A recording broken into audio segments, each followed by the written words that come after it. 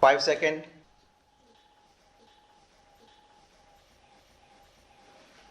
Start. Under the 12th 5-year plan, the government want to start junior technical institutes.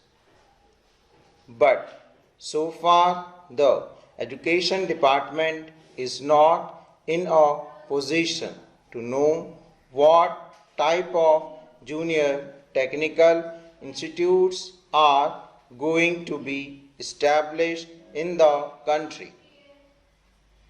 Every time we ask the education department to furnish us with details of their schemes, the reply we get from the education ministry is that some officer of the department has been sent abroad to study with this question, and only when he returns from abroad will they be able to finalize the things.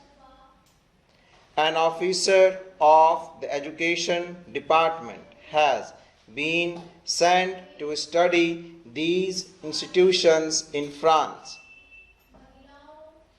I think he must have spent 4 or 5 months in France.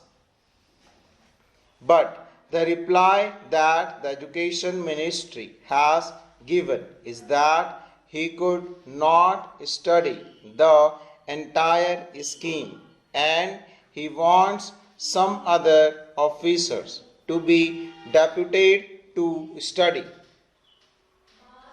As I said before, under the 12th 5-year plan, we are to start junior technical institutes, but so far the education department is not in a position to give even the correct information to those private agencies which are there ready to start these schools.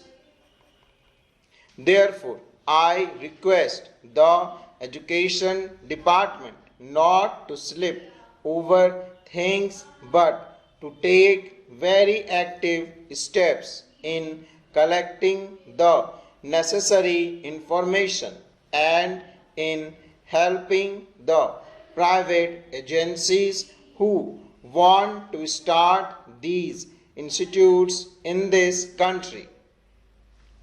I know my people are suffering because they have been given a very defective type of education.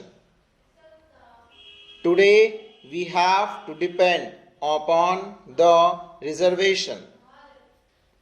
Whenever any vacancy occurs in a department, that vacancy, even if it is reserved, is not filled by the scheduled caste man.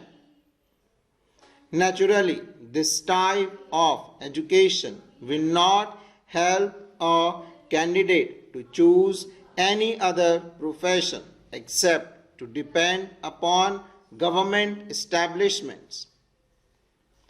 Therefore, it is necessary at least to see that the scheduled caste, the scheduled tribe and the tribal people who do not depend upon the reserved services, they must be given technical education. For that, the education department will have to spend enormous money. I do not want government to simply waste money in propaganda against untouchability. This is a real step which would definitely improve the condition and make the scheduled caste to be independent, that is, without being dependent upon government services. Therefore, I would like the Home Ministry to give special directives to all the state governments. I know in some of the states they have started special school when they felt the need, because in many of the other institutions the scheduled caste were not allowed in those days. At that time, there were many states which had started special school to cater to the needs of the scheduled caste. Now, when the government is not able to give the reserved vacancies to them, it is very necessary that these technical schools should be started so that the scheduled caste can be made independent and can prosper in this country. I join my friend in expressing satisfaction at the fact that the national income has recorded an increase of 18%, perhaps 7% more than the estimated increase. But I do not find evidence of this in any appreciable increase in the standard of living in the villages. I should like to know from the finance minister if this increase in national income is reflected in the general living of the people. Have they tried to find it out either by any sample survey or by any other method? We should know whether the benefit has reached the common man. As far as I am concerned, my own experience is that unemployment in the rural area continue to be as high as it was before, if it has not recorded any increase. On way by which we can gauge this is by the number of persons crowding round public servant or public man of some sort of recommendation to secure jobs. In urban areas, the extent of unemployment is judged by the registration in the employment exchanges. I do not suppose there is any such device for the rural areas and I think our experience can be dependent upon to some extent for finding out the extent of unemployment.